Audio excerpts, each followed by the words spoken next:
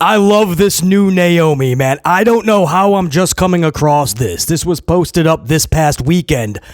Naomi saying the following about Jade Cargill. Again, I think this was like Saturday morning. BC is just coming across this now. It's been a busy weekend. But Naomi says this: if I was doing releases, I would have kept everyone and just released Jade Cargill. You did not, bro. You did not. You can't do that when a lot of the wrestling world is actually saying that. A lot of the fans. That is ruthless. R-Truth actually responded. Jade Cargill, not as of this recording, but R-Truth just responded, damn, cold AF. Cold as fuck. I love this new Naomi. This is the Naomi I've always wanted. Never thought it would be this. Even I didn't think it would be this good. It's like Roman Reigns. Like, you knew he has to turn heel to get the best Roman Reigns. I think for Naomi to truly tap into her confidence, whatever the peak confidence is for Naomi, to truly tap into that, she has to go diabolical heel. She has to turn totally to the other side, flip the script, and rock out and truly find that character within. And damn, it's better than I even imagined. If I was doing releases, I would have kept everyone and just released Jade Cargill. Oh, man. Jade, I like Jade. You guys know I like Jade. I see superstar in her. There's obviously an aura. You look at Jade Cargill and it just screams. Whatever a superstar is, you would think that's Jade Cargill.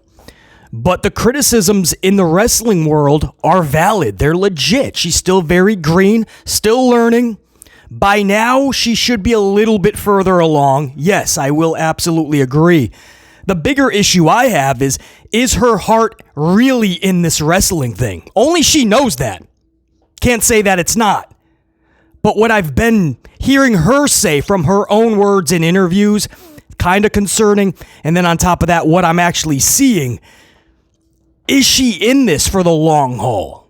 Is Jade Cargill in pro wrestling in 5 years, for instance? You know, she's already talking about how the grind is hard and the traveling. She doesn't like that. We heard those things from people like Brock Lesnar, and they don't stick around. You know, now if Jade Cargill can dominate over the next couple of years and get a sweet contract where she only has to show up for a Roman Reigns or a Brock Lesnar type schedule, that's one thing. Is Jade Cargill going to be in the category of a Roman Reigns, Brock Lesnar? She's not there yet. There's a lot of work. So if she wants to obtain that type of status in the company, she's got to work. I don't even know if harder is that she just has to do a lot more. And I don't know if Jade is far enough along for that. I don't know. I like Jade. I do. But a lot of the wrestling world is like, dude, all these releases, you know, there's a lot of people that are a lot worse. You're calling a lot of these wrestlers lazy. We'll get to that. That's a big story in today's Amped Up for the 5th of May 2025. A big story coming out of WWE. Some of the releases, a lot of the releases were because of supposedly laziness. And a lot of these wrestlers becoming complacent, which is what Hunter Helmsley claimed in a recent interview. Why a lot of these wrestlers are they're not getting over. They're not farther along than a lot of people thought they would be. Instead of blaming his own creativity and poor ass booking, he's blaming their laziness.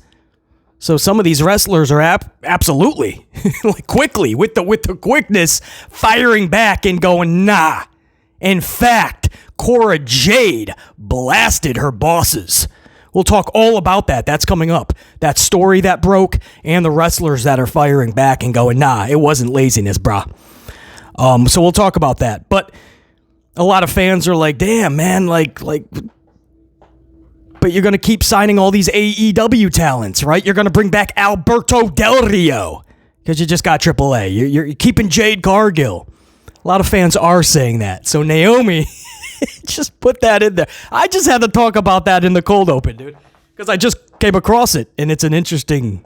I mean, damn, you don't expect to see something like that from Naomi, but with this new character, I guess even Jade Cargill in the talent has to proceed with caution.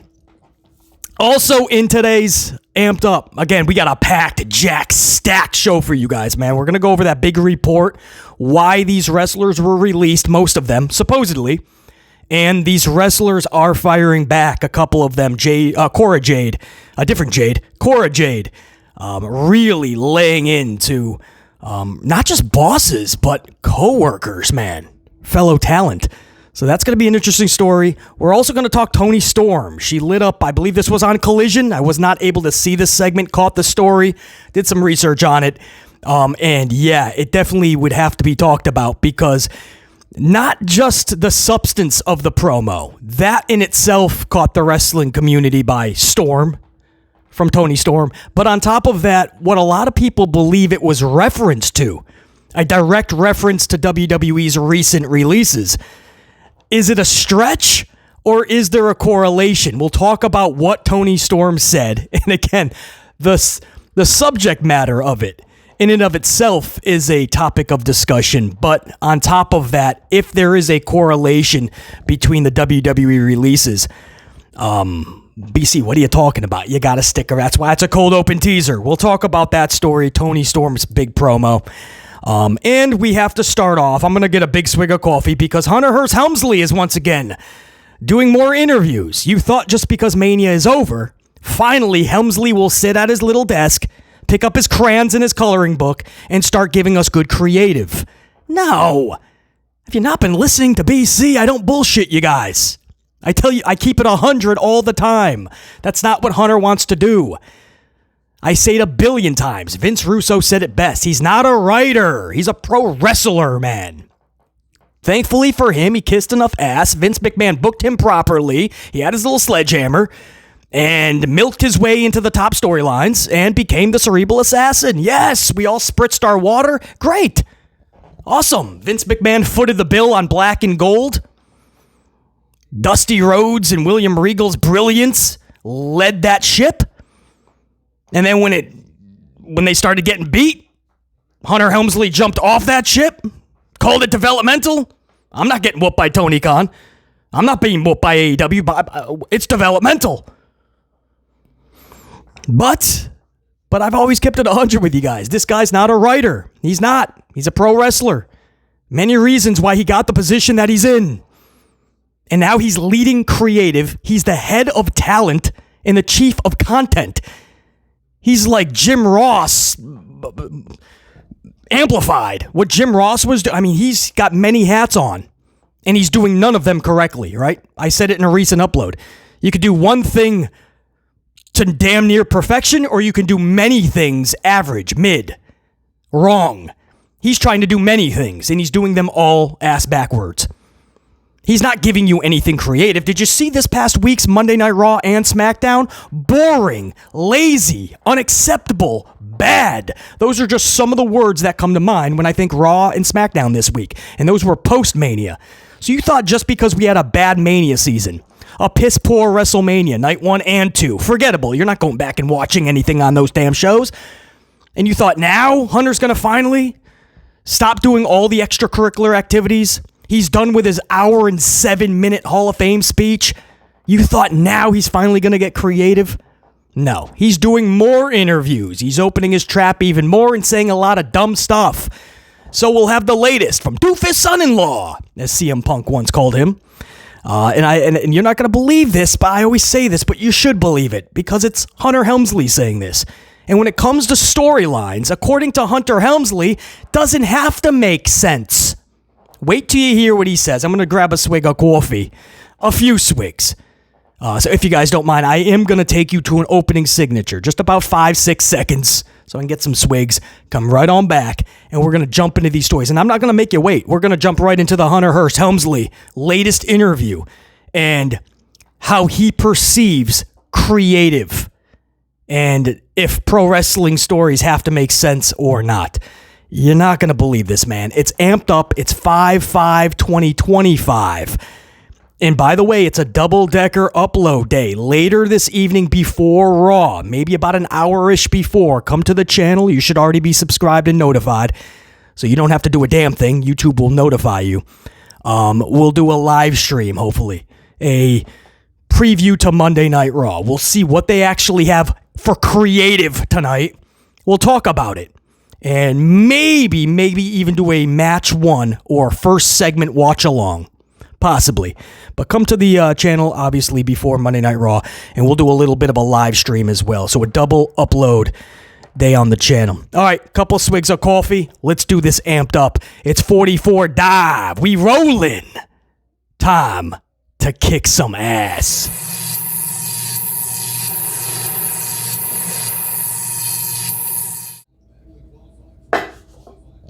And I'll say this, guys, tonight they got to bring a really good show to the table because my New York Knicks are going to be on WWE's ass tonight.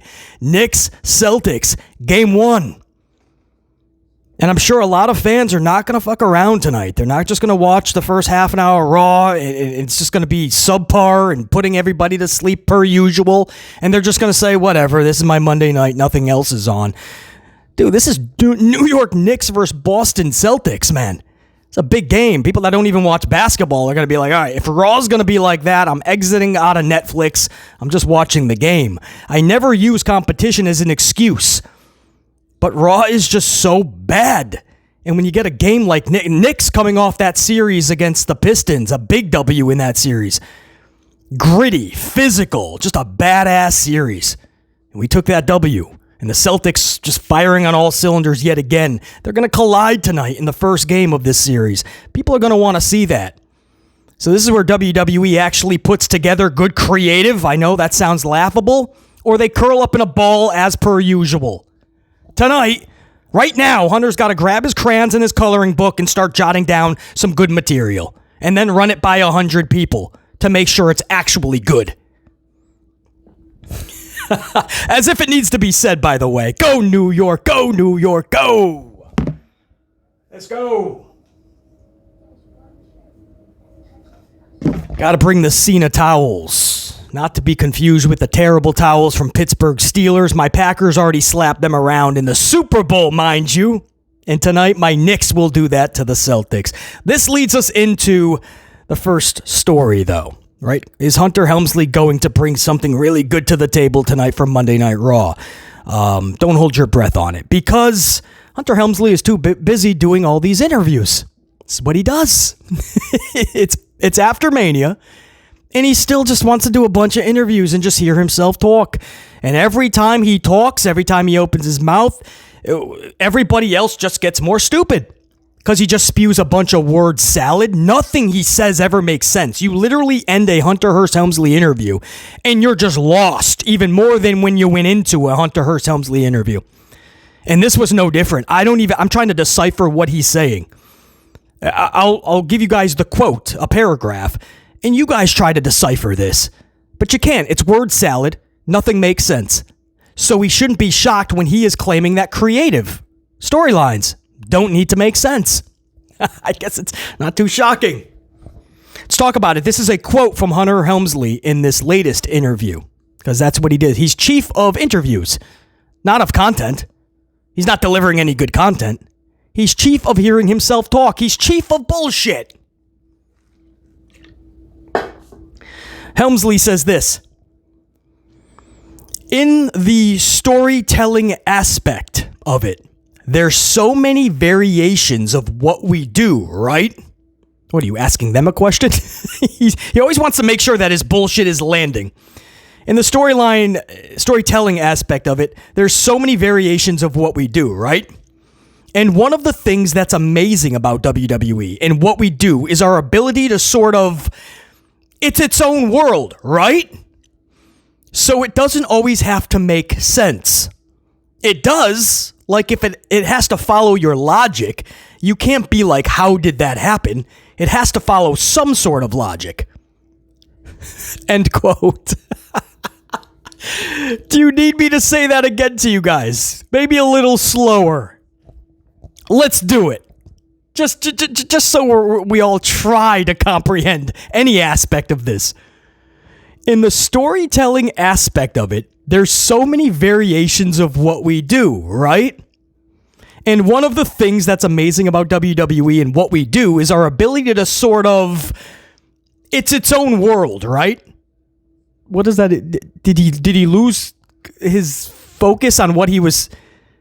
So he says, what is it? And one of the things that's amazing about WWE and what we do is our ability to sort of, and then he says, it's its own world, right? What a transition. So it doesn't always have to make sense. Yes, it does. It absolutely always has to make sense.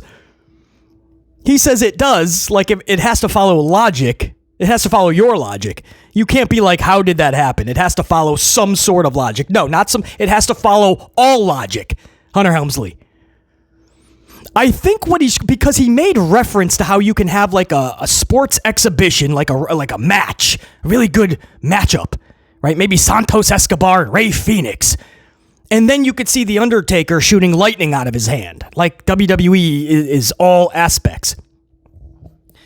So I think what he was maybe trying to say is it doesn't always have to fit the realm of believability and realism for everybody, especially like a casual. I can't believe I have to decipher this and expand because this is how Hunter speaks.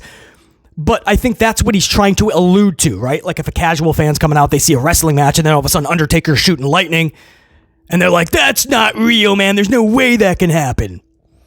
That's not making sense. It makes total sense, right? Everything The Undertaker does, it does make sense. It absolutely fits the realm of the character. No different than if you're watching a TV show and Rick from Walking Dead can somehow take out 500 zombies. Just one Rick. Little Ellie in The Last of Us can somehow survive against 1,000 of these little zombie dudes, right? Easily, you could say that's impossible. That's not happening, right? The latest episode, Ellie and what's her name, Dina, in the subway, and somehow they're the only ones that survive. What? These two kids? But you can believe it. You can absolutely suspend the disbelief, or as I call it, suspend the belief, and it makes sense. It absolutely makes sense. Look at their training. I mean, Joel kind of brought up little Ellie. So it's like, yeah, there's some Joel in her, man. She could probably take out 1,000. It absolutely makes sense in the realm of what we're talking about. So in no interview should the chief of content be saying it doesn't always have to make sense. It does. If it doesn't make sense, you lose your audience. Jeff Jarrett, the one thing I will always give him credit for, and he didn't come up with it. He says the adage in pro wrestling was always, when he was growing into the business, the adage was always, if you confuse them, you'll lose them. And I love that because it stays true in 2025. It'll stay true in 2075 if pro wrestling is still around. Maybe there'll be some pro wrestling on an advertisement show. Yeah, think about that, right? You tune in to watch advertisements, and sometimes there'll be pro wrestling mixed in. But to say it doesn't always have to make sense, and to say it has to follow some sort of logic, no, I'll absolutely believe that lightning is coming out of Undertaker's hand because it makes sense in the realm of the story that's being told and the character that is presented to us and how it was presented. How Vince McMahon, whether you want to give him credit or not, and a gentleman named Bruce Pritchard, whether you want to give him any credit or not, I know he just gets butchered too, but Bruce Pritchard and Vince McMahon just culminated this character of The Undertaker. And Bruce Pritchard, a big hand in it, especially when he was Brother Love. He had a big hand in that behind the scenes. And they made this character believable. So it absolutely makes sense that he's doing all this supernatural. Bray Wyatt, I could absolutely sit back and believe it. And the ratings showed you that the wrestling world liked it. Online, you might have saw, Bray Wyatt and the supernatural, it's so stupid. But the ratings showed you that it worked. People were in on that, man. They liked it. BC included. Because we absolutely believe it, man. Bray Wyatt, it was told the right way. So it absolutely has to make sense. You can't say that because it's an easy out, and that's what Hunter always does. He just wants to talk about how difficult everything is. Always playing the victim in it, man. He's always got to be... people don't realize how hard the third hour is. People don't understand how hard it is to do 5 hours of television and the PLEs. So then it's really like 8 hours, and sometimes we do 2 PLEs. People don't understand how hard it is to do 2 nights of WrestleMania. Right before Mania, remember the interview? He literally was like... he said, people don't understand how hard it is to have 2 extra weeks of television before Mania. Because they held it back a couple of weeks. Usually it's the beginning of April or end of March. This time it was the middle of April. So he was complaining he had 2 extra weeks. Do you know what a creator, somebody who actually create, like BC, man, do you know what I would, if you told me I have 2 extra weeks, I am making storylines you're going to remember. I have 2 extra weeks to tell a story? Stories? Hunter looks at it like a bad thing. He said people don't know how, this is a quote. You don't know how difficult it is. We have the 2 extra weeks there. So you have to account for that. Oh no, you're giving me more. Yes, because it's more actual work for him to do. He has to try to come up with 4 extra shows. Oh no. And you saw those 4 extra shows. Nothing happened. Weak ass promos, people left off TV that had Mania matches. Matches still being thrown together last second with no rhyme or reason or purpose. I'm just dropping it 100 always on this channel. And it sucks that we have to talk this much Hunter Helmsley, but he continues to want to spew in all these interviews a bunch of BS. And it's detrimental to the company. Telling the fans if they don't like it, then they're not real fans and they can fuck off. And then saying that the storylines don't even have to always make sense because we cover every spectrum. So you're going to get a wrestling match here. You're going to get some lightning being shot out of a hand here. It doesn't have to make sense. It just has to follow some sort of logic. That's what he says. It has to follow some form of logic. No, it has to follow all logic. Just because it's a supernatural character doesn't mean it doesn't have to follow logic. We have to believe in what the character is doing because the storyline calls for it. And the character is absolutely making it, and it's captivating us into this realm of believability. It's your... This is what this dude does not understand or just doesn't want to because it takes work. It's your job to make it all make sense. In any show you watch, in any sport, it has to make sense. If it doesn't, you lose people. And maybe that's exactly why he is losing individuals. Saying things like, if you don't like what you're viewing, if you don't like yeeting for 20 minutes, or singing along with Seth for 25 minutes, or cheering for Charlie every time she wins a championship or gets a big matchup, or we just keep pushing her in the same position and not changing anything. And if you don't like any of that, if you don't like Mania season, if you don't like what I'm doing, you're not a real fan. In fact, you can fuck off. And then he tells the people after Mania who did not like me. They paid thousands of dollars and they were not happy. They were leaving the stadium unhappy. And Hunter, 2 hours after that final, on night 2, 2 hours later, they did this weird comedy thing, the Roast of Mania. And he went on stage and he said, and if you didn't like it, I got 2 words for you. Fuck you. He told the audience that gave him thousands of dollars apiece, he said, fuck you if you didn't like it. You don't do that to consumers, man.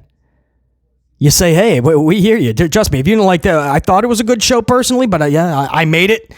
But next year, we'll earn your trust back. You come back, we're going to absolutely knock it out of the park. There's ways to tell your audience that just gave you a shit ton of money, hey, we hear you. We'll do better. But probably telling them to fuck off and fuck you, and you're not even a real fan, that's probably not the way to go about business. But now you get a glimpse into his creative style. It doesn't have to make sense. It doesn't always have to make sense. That's a quote. And he backtracks a little because he probably thought about it himself. He goes, it does. Like, it has to follow your logic. You can't be like, how did that happen? It has to follow some sort of logic. What are you talking about?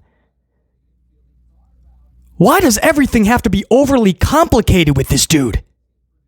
It's simple. Create larger than life characters and put them in storylines that have your fans at the edge of their seats, not fakely chanting "this is awesome" 60 seconds into every match, Or 2 minutes into a match when the wrestlers, this is what always happens, right? After a bunch of sequences and a bunch of spots, they're both laying on the canvas. And now the fans, most, all freaking ADD, ADHD, whatever, right? They just feel like they have to be doing something. So when the two wrestlers stop wrestling for a second, they feel like they have to start up a "You deserve it" chant. Or I'm sorry, that's another one. "This is awesome" chant. It could be 2 minutes into the match and they're just laying there for 5 seconds. And you'll start to hear, "This is," because they feel like they have to say something. They feel like they have to participate. They feel like we should be, isn't this where we should be going? "This is awesome." No, I'm done with that. We got to go back to like the Shawn Michaels Undertaker WrestleMania 25. When deep into that match, fans were seeing something so special that organically they were telling these wrestlers, "This is awesome." Do you remember there was a time when this was truly awesome? Nowadays, we just chant it for anything, man. Doesn't even matter. Do some sequences, do some flips and some dives, and then lay on the mat for 10 seconds so we can scream at you, "This is awesome." It's fake. And he's gotten so damn used to it, he can pipe it in now. He loves piping in. To this day, listen closely. I could tell you a dozen times where you're getting piped in cheers and boos. Still. But I'd be a broken record if I just spend time on that 10 minutes every single review. Don't overcomplicate it. Larger than life characters, storylines we give a shit about. Keep us at the edge of our seat. Feuds that are so damn captivating that we have to see them culminate at your next PLE. Or you can just be lazy and take a Royal Rumble winner or an Elimination Chamber winner and throw a third person into the title match, which renders the Elimination Chamber and the Royal Rumble completely useless and meaningless. But fuck it, it's easier if we can throw a third person in there. Hey, you got a mid-card title? Let's make it a triple threat or a Fatal 4, WrestleMania for the IC. Backlash will do the same thing, Fatal 4 for the US Championship. Sounds great. I got IC champions? Sorry, Chelsea, you don't get a match. Lyra, you don't get a match either, but I need a partner for Becky Lynch, so we'll put you in a tag team match.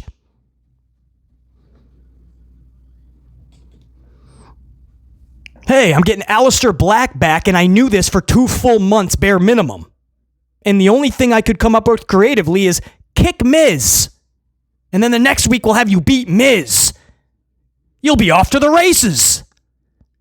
Yeah, dude, you couldn't think of an amazing storyline that captivates us from the jump? He kicks Miz? This is Hunter Helmsley.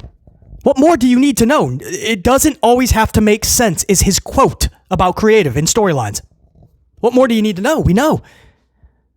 Look at what he did to Austin Theory. He had him cash in his briefcase in the middle of a Monday Night Raw for a mid-card title that he already held several times in the past, US Championship, and he failed. He didn't even get the belt. And then afterwards, when he was given his reasoning why, storyline-wise, he was never going to beat Roman Reigns, let's just be honest. So he went for his mid-card title. And then a few months later, he declares himself eligible for the Rumble. And why? He said, because I want to beat 29 other dudes and earn a shot at Roman Reigns in that championship. You had the briefcase. You had the next match with Roman if you wanted it. Now all of a sudden, and your reasoning was you were never going to beat Roman, so you went for the US Championship. And then a few months later, all of a sudden, now you want to take on 29 dudes to try to get the opportunity at Roman. Make it make sense. Hunter doesn't think about it, or he doesn't care. And he knows enough people in the community will blow smoke up his ass. WWE/Hunter Hearst Helmsley shills, I call them. No matter what the dude does, they'll be like, yes, master. And if it all sucks, they'll turn a blind eye. Tony Khan, he's got to be doing something over there in AEW. Tony's fumbling. That's what he's fumbling talent. Mass releases over here. No. That's excess baggage. We don't need any of that. Back to Tony Khan, man. Back to Tony. Tony's fumbling. They don't want to hear a damn thing. They won't even say Hunter's name, bro. That's just Master Helmsley to them. Well, yes, Master. Can I have more of your bullshit stew, sir? Please, sir. Can I have some more? Look what they did to Austin Theory. How do you cash in like that? That's Hunter Helmsley who did that. Rock tells him a month in advance that he is going to take on Roman. Gives him a full month to plan ahead for the Rumble. And Hunter has Cody Rhodes win it. Why would you do that? You knew for a month. And his big plan was the following Friday, just give the spot to The Rock. How did he think that was going to come off? At the bare minimum, which is the worst case, Cody Rhodes is going to look like an absolute idiot. Here, just take my spot, Rock. So you can blame The Rock all you want for coming back, and I get it, trust me. But Hunter had plenty of time, and he chose Cody winning. And Rock, Brian Gerwitz, they all said that was Hunter who said he was going to have Cody just go out there, and that was his creative. Recently, WrestleMania 2, Night 2, man, at 41. Travis Scott, that was all Hunter Helmsley. Rock told him 6 weeks in advance he's not showing up. 6 weeks. Elimination Chamber. And the best Hunter came up with was a 20-minute Travis Scott entrance. Moments later, Cody looking up at the lights. And then he wonders why everybody was flipping out. But everyone just wants to blame The Rock because he didn't show up. I get it. That's his storyline. He had to be there and he wasn't. But you can't just curl up in a ball at that point. You have 6 weeks. Hunter has to get creative and deliver a kick-ass, memorable finish to WrestleMania 41. And instead, he went the opposite way and he gave us absolutely nothing. He gave you Travis Scott. You got to keep going here, man. How many times do you need to see Hunter Hearst Helmsley absolutely with the worst creative imaginable? The War Raiders. I call them the Boar Raiders. What is he doing with the tag divisions, man? The dudes and the females. New Day has a badass heel turn, and that's it.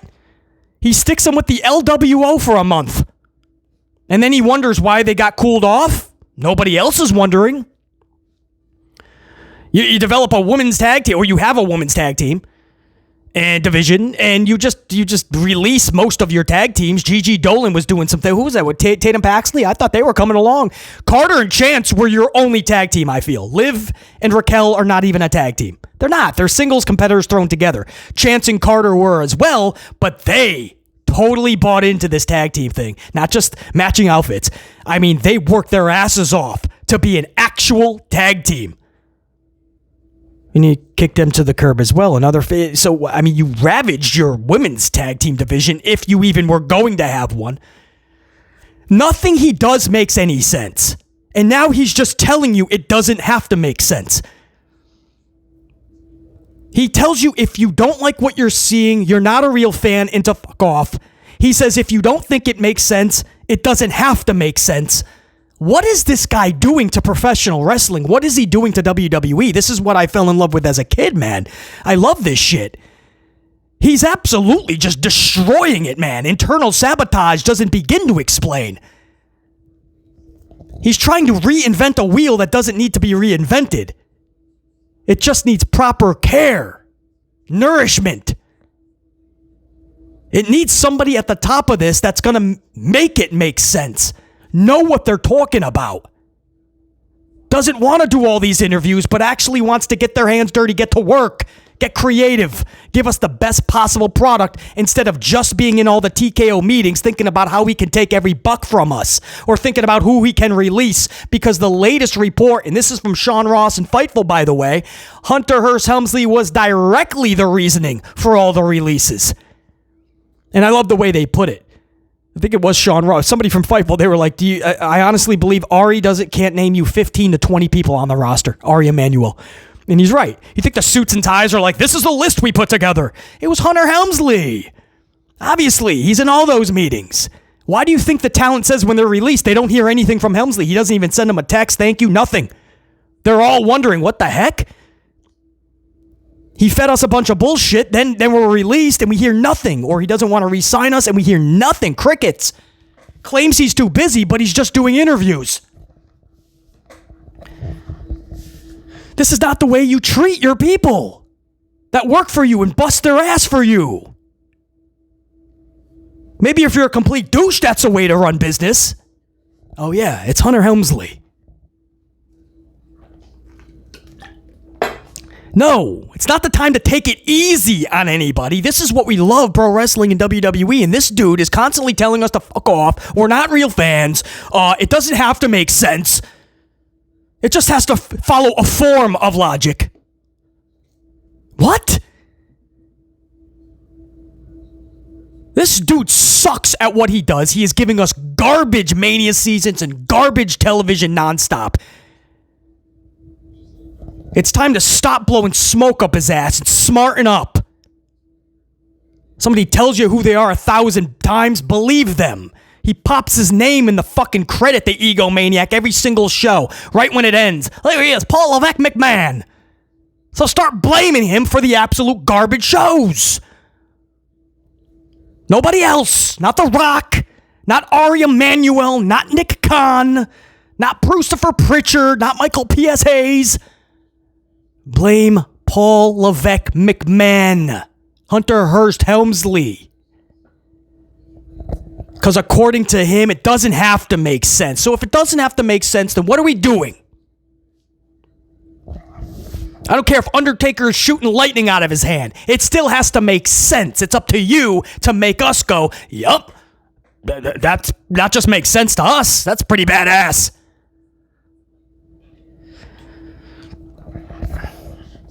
I have the solution for Hunter Helmsley. Stop doing interviews and all this time that's dedicated to podcasts and interviews. Let your talent do that. Let them shine. Let them be the face of the company, not your 50-something-year-old ass that can no longer get in the ring anyway. You're not supposed to be the face of the company. Quit it. Your ego and the narcissism, all that has to be put to the side. It has to be, dude. I've said it. I'll say it again. I think he's only there for a couple more years anyway. He wants to kind of get all the money he can now, like a lot of those people in that company, and then cash out. I think they're going to sell within the next couple years, probably the Saudi, and they're going to cash out, and I think they're going to just take off. Maybe they'll stick around in some capacity, but I think they're just thinking long-term end game. And that's why you're just getting the bare minimum and even less. I don't think he cares. And everybody, all the shills that have been protecting this dude and blowing smoke up his ass, when he turns his back on you and says, peace, check you, deuces, they're going to be like, huh? Master HHH?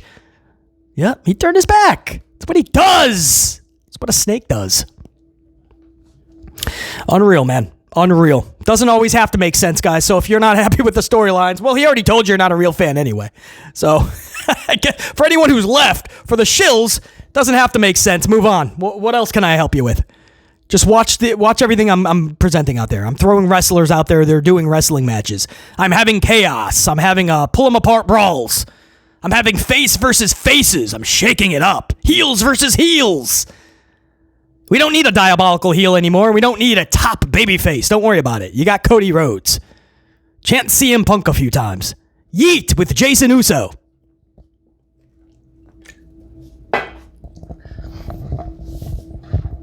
Moving on. Hear this story. This story, man. This is wild.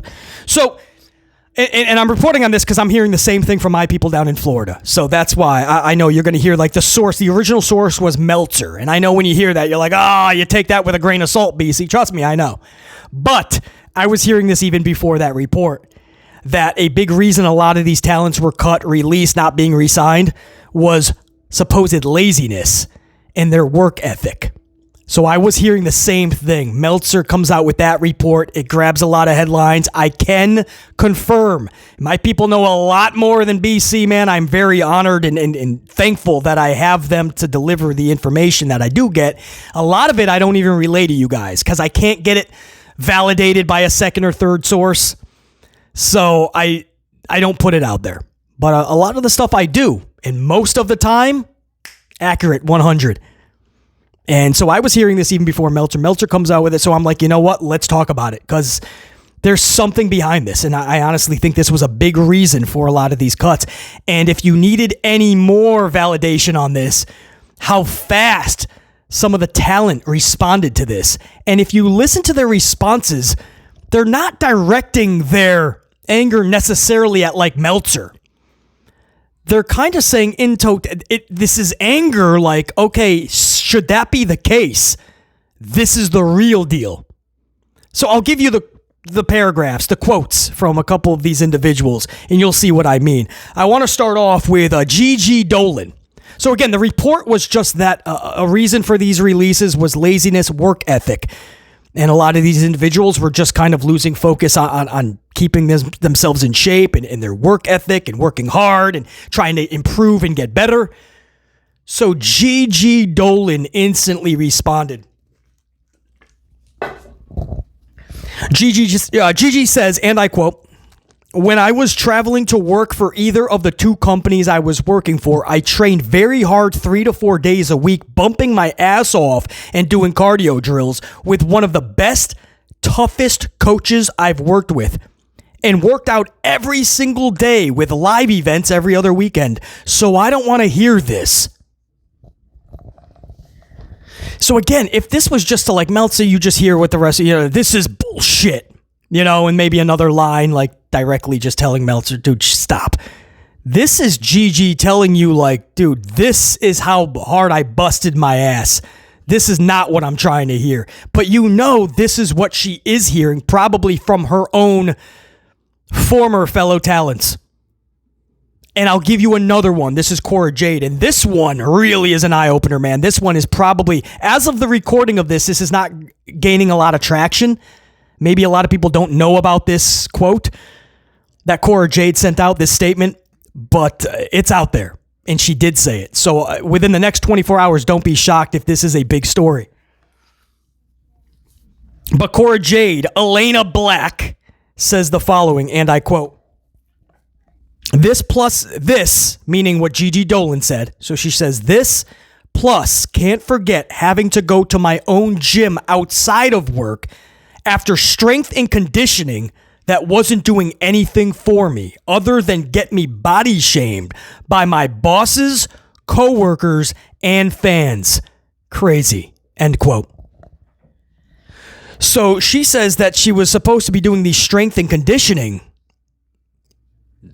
exercises or appointments at the performance center, right? One can conclude strength and conditioning, but she says it wasn't doing anything. And she was just getting body shamed by her bosses, her coworkers, her fellow talent, and the fans. Crazy, she says. So she had to go to her own gym. So she's not directing this at Meltzer, it doesn't sound. It sounds like she is calling out the company because she's also hearing that these are the reasons that she's hearing. That laziness and work ethic. Not working hard enough. She literally tells you she had to go to her own gym. That's why they most likely didn't see her busting her ass in the gym, because she was being body shamed. And to say her bosses, like, that leaves it so wide open. Did Helmsley drive in the company jet? More coffee, BC. The company jet, and did Hunter Helmsley go, I don't know, I'm getting a few extra pounds there. Was it Shawn Michaels? Was it one of the coaches? It's very vague. My bosses body shamed me. My coworkers, man. Whoo. I doubt it's Roxanne Perez, man. I doubt Kalani Jordan is going, damn, you got a pound or two, huh? Rough weekend? I don't see Jordan Grace as much as she loves to hit that gym, man. I don't see Jordan Grace body shaming Cora Jade or Julia or Stephanie Vakir showing up and just instantly going, Cora, got to slim down a little bit. It's so vague that, of course, I wouldn't be shocked if this becomes a big story. But as of now, it looks like just BC's really talking about it.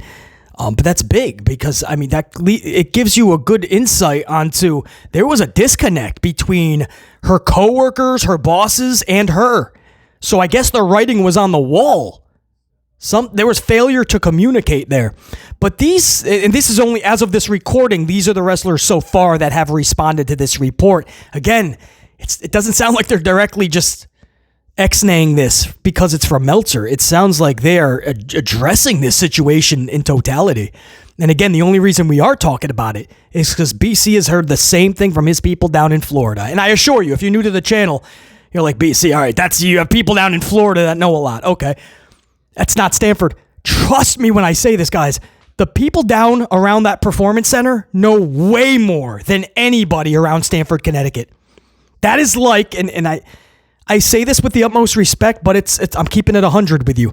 The Performance Center is like a high school corridors. I'll just keep it at that. If you've been to high school in the corridors and the gossip and all that and everybody's talking, loose lips, that's the Performance Center. So trust me when I say you will find out a lot more in the pro wrestling world down at the Performance Center down in Orlando than you ever will in Stamford, Connecticut. So when I heard that, and then I still sat on it for a little bit, and then all of a sudden I saw the Meltzer report, and I'm like, dude, everyone's going to jump on Meltzer. Usually I'm like, yeah, it's warranted. Not this time. Dude's hearing legit info. I mean, that's what's out there, and it sounds like the talents are saying or hearing the same thing, and they're getting frustrated. For Braun Strowman, that's obviously not the case. Look at this dude. This dude loves the gym, and he loves just being at peak performance. A couple of bad knees and some injuries, unfortunately. What bit Braun in the ass is the contract. You know, he re-signed for a good amount of money. And to Hunter, he was always exposable anyway. And he just doesn't do anything creative, Hunter Helmsley. So you look at Braun, I mean, I could think of a billion different things to do with this dude creatively.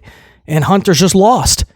And he just doesn't like a lot of people around that are bigger than him anyway. You know, he likes a lot of the indie type looking dudes so he can be Papa H a little more, especially as he gets older and he can't hit the gym as much. You know, he just loves being Papa H. You know, get the Johnny Garganos and the Ciampas and you know, keep Tozawa and have him look up to you. But Braun Strowman is a dude that gave him everything in this last year, everything he needed him to do, right? Hunter said, I need you to really put over Bronson Reed. He did that, man, for a couple of months. They were just Wreck-It Ralph segments. Braun Strowman putting his bad knees, his injury, putting everything on the line to get over Bronson Reed. And Bronson was finally on his way, finally. And then he got injured. So then Hunter said, okay, we need you to put over Fatu. He went out there for over a month and put over Fatu. And, you know, and what's his reward for it? Okay, we got nothing else for you. We're going to need that contract back. That's all I'll say on this, man. Really interesting developments. You know, a lot of these people, because they were supposedly lazy and not working hard enough. Yeah, if that's a true story, yeah, then absolutely they should be ex-nayed. But is that the reality of it? And I'm pretty sure you could ex-nay a lot of other individuals that are probably just playing video games all day, but you won't do that. So I'm kind of glad the wrestlers are firing back so you could try to find the reality in the story somewhere in the middle. Swig of coffee. We're going to go to This Is Wild. Toni Storm, for two different reasons. Her latest promo is a huge talking point in the wrestling world, and here's why. Swig of coffee first. I don't even know how to tackle this one, man, because I know the tube is not going to like some of these words, or especially these words together, and I don't want to mess with the algorithm. I want this to be able to get out to you guys so you guys can catch it. So what I'll do is I'll have my team put it up in post edit somewhere so you guys can actually see it. I'll make sure that they take care of that so you guys can actually see it, because I may have to mesh some of these words together. But this is what Toni Storm said recently. Again, I believe this was on Collision. This whore you all adore. This SL ut you can't rebut. This tramp is still the champ, and my God, what a frosty little slop tart.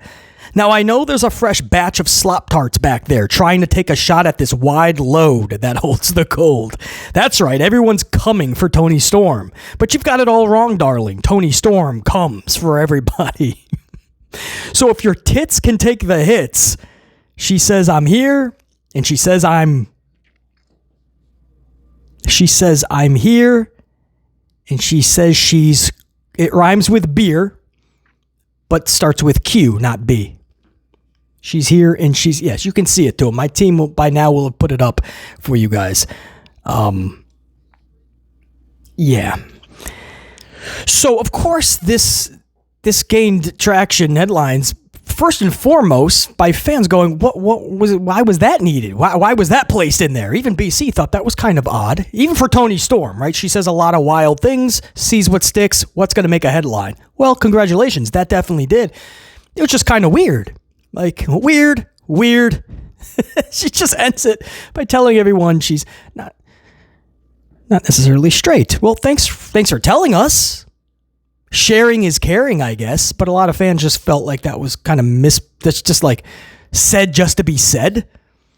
But that's not the reason it became the big story that it did, it's because there is a lot of individuals in the community that feel like this had purpose. There was meaning behind this. And it has nothing to do with AEW or a match coming up with Mercedes Moné or anybody, but it has to do with WWE and their recent releases.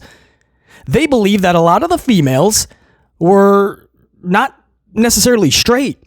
They had some letters with their name, and I'm not even going to get into that because I don't know. I mean, there's so many letters, L, B, T, Q, V, S, and everyone's got letters, and if you say they're one thing, they flip out because they're something else. I'm not going to play that game. I'm not getting into it. But this started with Tegan Nox when she got released on the wave beforehand, and then it led into now Shayna Baszler, Dakota Kai, and several others. I don't know anybody's status, nor do I care, by the way. That's their thing, and if that's known, cool. If they've made it known, cool. If they keep that to themselves, cool. But a lot of individuals feel like it was female-heavy releases, and there's been several in the last several rounds, and a lot of them fall under the category of whatever letters, so just not necessarily straight. That's the way I'm going to put it. So Toni Storm said, she's here and she's, like, hey, we take you over here. We'll take you over here.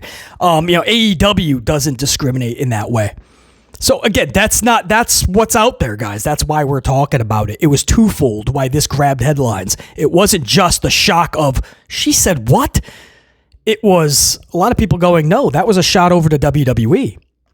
So that's in the eye of the beholder. You guys can make that claim. I don't know what Dakota Kai is or Shayna. I mean, I think I know what Shayna Baszler is. There was a story out there, and this is never. I don't know if it's been confirmed. Again, I don't care, so I don't dig into it. But there was a lot of people talking about Shayna Baszler and Dakota Kai having some type of relationship. I thought they were just really good friends. Some people believe it was even more than that. I know Shotzi just got engaged, didn't she? So I think she's straight. Maybe she plays both. I don't know. But a lot of people feel like when you take all the females that have been released over the last year or under Hunter Hearst Helmsley, a lot of them fall under a certain category. And that's why Toni said that. I can't make that correlation. I can't make that. I can't put the two together. But that's probably also because I don't know enough about that. And that's a good thing. But Toni Storm definitely grabbed headlines with that promo. So whether that had to do with anything to WWE or she just wanted to tell everybody that she's not necessarily straight. Again, sharing is caring. Thanks for telling us. Thanks. Now what? Weird. That's what I got for you guys, man. Oh, man. Try tiptoeing around that topic, huh? That was a wild one. Until next time, but there will be that next time. 44 Dive, that is a wrap. Monday Night Raw is tonight. I hope to be live with you guys maybe around an hour-ish before. We'll do a little bit of a preview, all the latest stories from today's developments, and maybe if there's new releases. We do expect more releases by the end of the night, by the end of Raw. Maybe during Raw they'll announce more. That's not confirmed. We just believe that's coming. They could delay that because of all the backlash coming back, no pun intended. There was a lot of backlash from this round. They could delay the announcement of the next dozen plus that we expect. But if that comes out as well, we'll be live tonight, hopefully. And then, of course, tomorrow we'll have the full review for you guys of Monday Night Raw. Go New York, man. Big game against the Celtics tonight. Go Knicks. And Monday Night Raw, man, they just have to come up with a program that is just not going to put everyone to sleep in the first 20 minutes. Can they do that? Don't have high expectations. But we're going to be here definitely talking about it, dropping it 100, dropping those facts because nobody else has the balls to do it. BC in the unit saying check you. Unit, salute.